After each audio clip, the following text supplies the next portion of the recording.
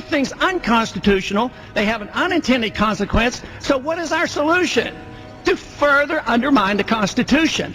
The line should be drawn in the sand. That's what's happening now with the states declaring sovereignty, the people waking up. We're in the process of being reasonable, saying, look, Madoff people are stealing everything. You've taken the pension funds and given them to derivatives. The government stole the government pension funds. Boston Globe today.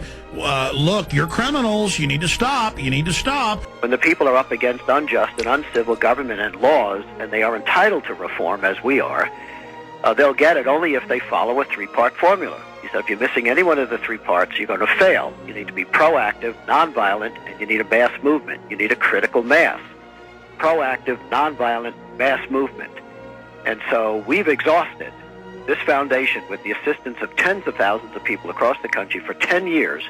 We have established a solid record of petitioning, identifying with facts these violations of all of these provisions of the Constitution, whether it's the war powers clauses, the money clauses, the tax clauses, the privacy clauses, and so forth. We have laid out, with the assistance of constitutional scholars like Ed Vieira and Walker Todd and others, we've documented these violations, and we have petitioned the government under the First Amendment, last 10 words, the petition clause, the accountability clause. The founders put those 10 words there, knowing that this day would come, knowing that people in government will have a natural tendency to step outside the boundaries that we, the people, have drawn around their power. And so they have given us, right there in the document, the last 10 words is the accountability clause, the right to petition for redress of grievances, and under those the meaning of those last 10 words is if we have some evidence that government has violated the Constitution, we can call them on it.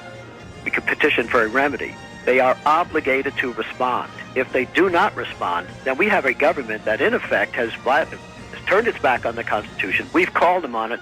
The servant government, they refuse to respond, then we have the right to withdraw our money and our resources and our support from that government. But of course, as individuals and small groups, you can't prevail. So we need a mass movement.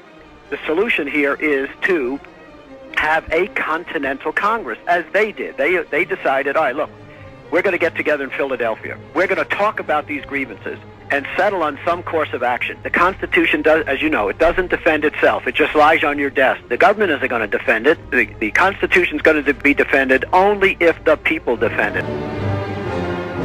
Let's quit appropriating funds in an unconstitutional manner. Let's quit bankrupting this country. Let's quit destroying our dollar.